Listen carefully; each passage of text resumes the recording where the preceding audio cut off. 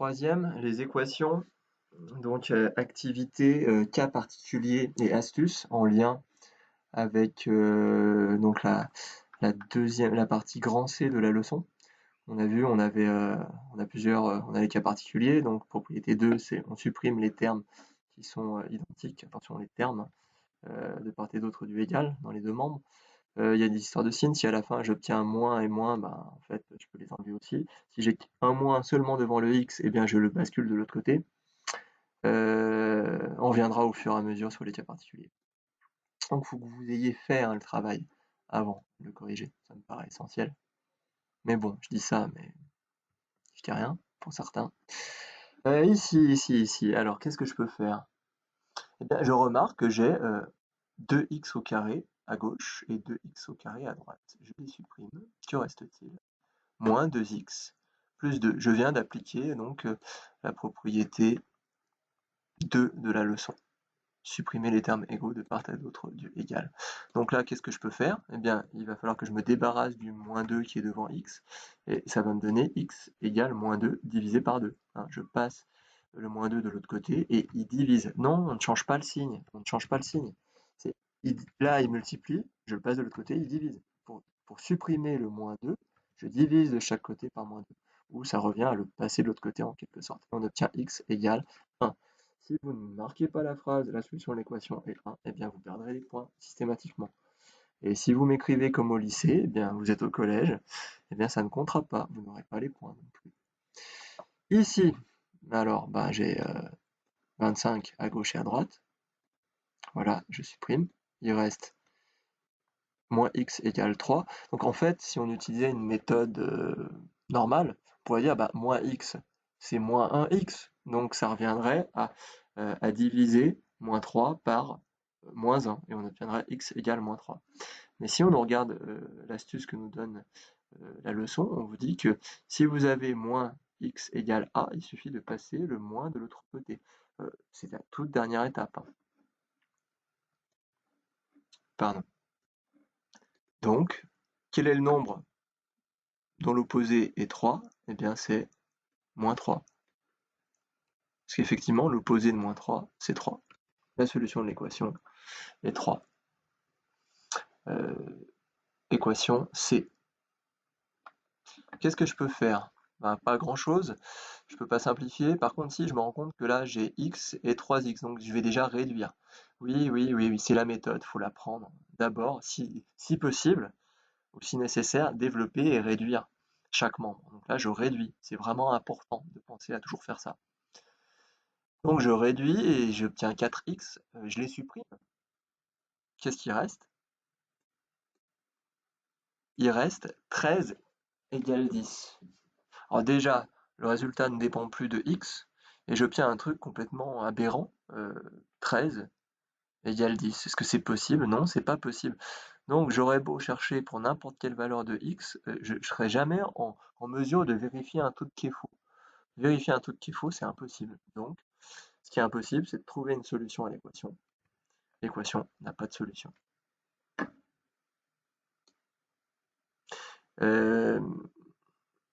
Oui, il faut avoir fait en fait les révisions, parce que là c'est un peu plus compliqué, c'est de la nouveauté, donc si déjà les équations normales vous n'y arrivez pas, là ça va être difficile. Ici, donc je réduis, là j'ai deux termes numériques, là j'ai deux termes en x, je les réduis. 2 plus 4, 6, 10x plus 3x, 13x, et donc là on va pouvoir supprimer les termes en x, 13x, là je l'ai dans les deux termes, dans les deux membres, je les raye, il reste 6 égale 6. 6 égale 6, c'est vrai, ne l'écrivez pas hein, si vous faites ça. Si je mets entre parenthèses, il ne faut pas l'écrire. C'est vrai que 6 égale 6, c'est une évidence, et c'est une évidence qui ne dépend pas de x. Donc en fait, qu'importe, je pourrais bien mettre n'importe quelle valeur de x et vérifier, j'obtiendrai toujours le même résultat. Le résultat ne dépend pas de x, donc qu'importe. Donc là, c'est pas l'équation n'a pas de solution, c'est que l'équation a toutes les solutions possibles, c'est-à-dire que tous les nombres sont solutions de l'équation. La 2, alors que faut-il faire? Déjà, faut distribuer. Donc faut faire 3 fois x, 3x, et 3 fois moins 5, moins 15.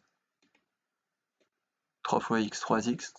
Donc voilà, maintenant je réduis et j'obtiens moins 15 égale 0. Est-ce que c'est possible d'avoir une égalité pareille? Non, c'est faux. Donc en fait, quelle que soit la valeur de x par laquelle je pourrais remplacer x, j'obtiendrai toujours une aberration. Ça veut dire que c'est un problème insoluble. L'équation n'a pas de solution. La f. Donc pareil, on va distribuer le moins 3 à x, puis à moins 5. Moins 3 fois x moins 3x, moins 3 fois moins 5 plus 15. Moins 3x, attention, c'était un piège. Ça me fait moins 6x. Ah oui, au passage, j'ai supprimé les termes. Ah, je peux pas. Comment je peux faire? Non. Mon 15 là, je le même ici. Alors je pourrais dire, bah, je le passe de l'autre côté, il s'annule, oui, c'est pareil. Donc là, je les raye. Qu'est-ce qui reste? Il reste 0 dans le membre de droite. Quel est le nombre qui multiplié par moins 6 donne 0? Bah, c'est 0.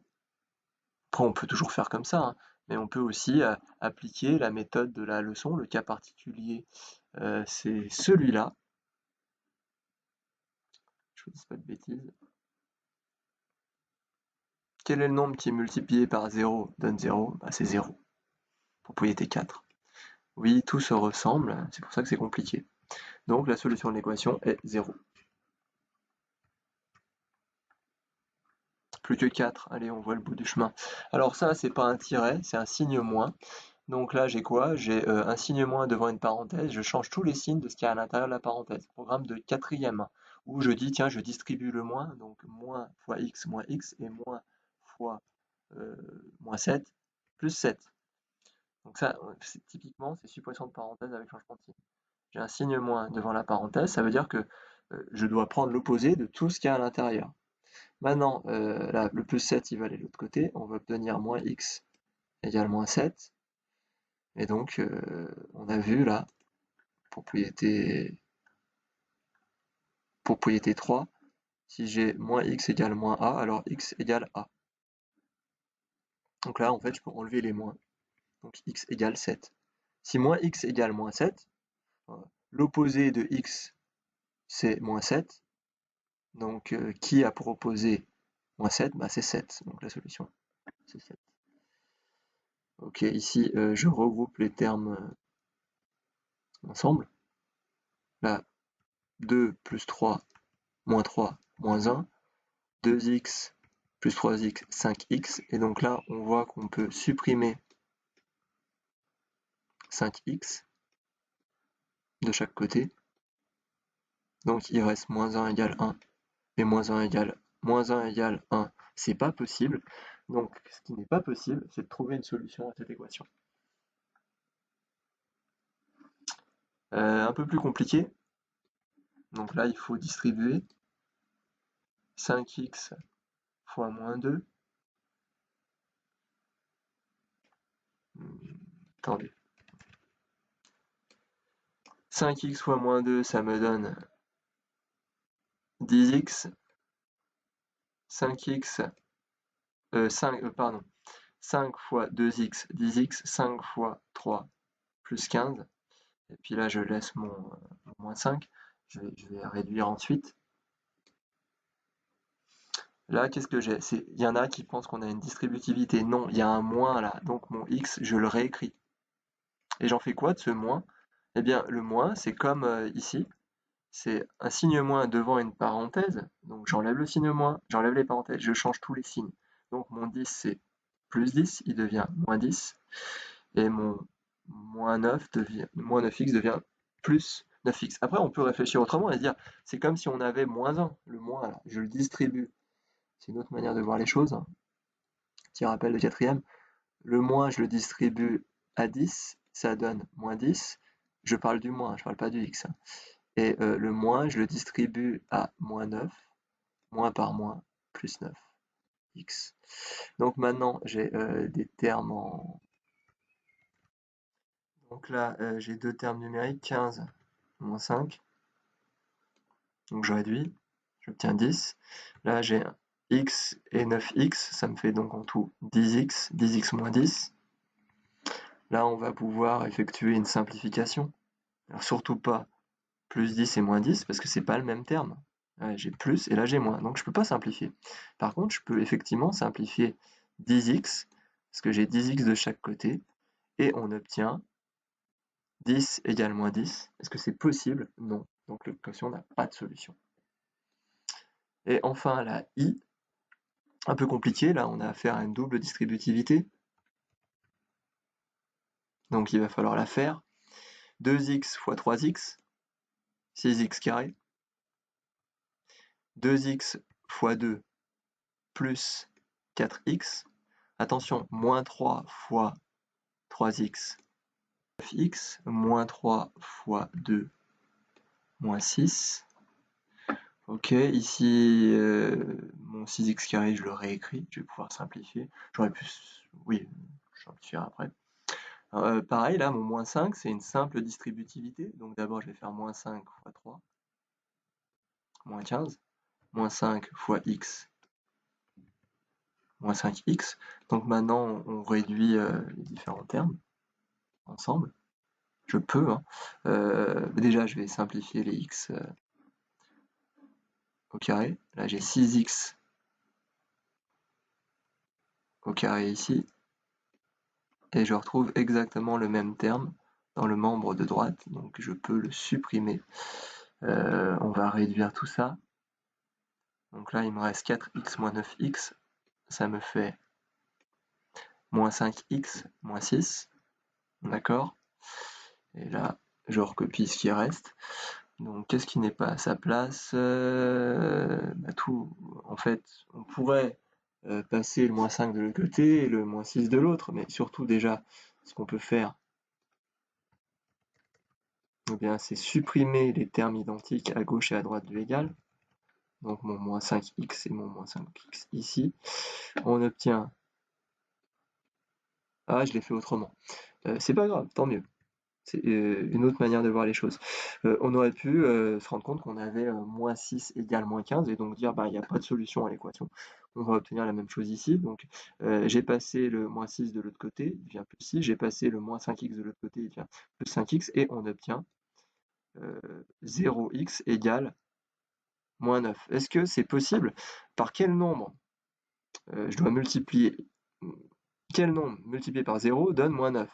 Bah, quand on multiplie n'importe quel nombre par 0, ça donne toujours 0, et donc ça peut jamais donner moins 9. Donc l'équation n'a pas de solution. On aurait pu dès ici obtenir une aberration, moins 6 égale moins 15. On peut aussi là dire que 0 égale moins 9, c'est pareil, c'est pas possible. C'est pas possible, c'est que l'équation n'est pas résolvable, donc elle n'a pas de solution. Si vous trouvez que les deux dernières sont compliquées, elles le sont. Elles le sont, donc compliquées.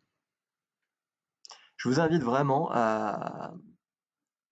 Ça, c'est des cas particuliers, mais ce qu'il faut, c'est vraiment que vous entraîniez sur l'activité de révision. Sinon, tant que vous n'êtes pas en mesure de la faire nickel, vous allez coincer sur ce chapitre. C'est vraiment important, les équations. Je vous remercie.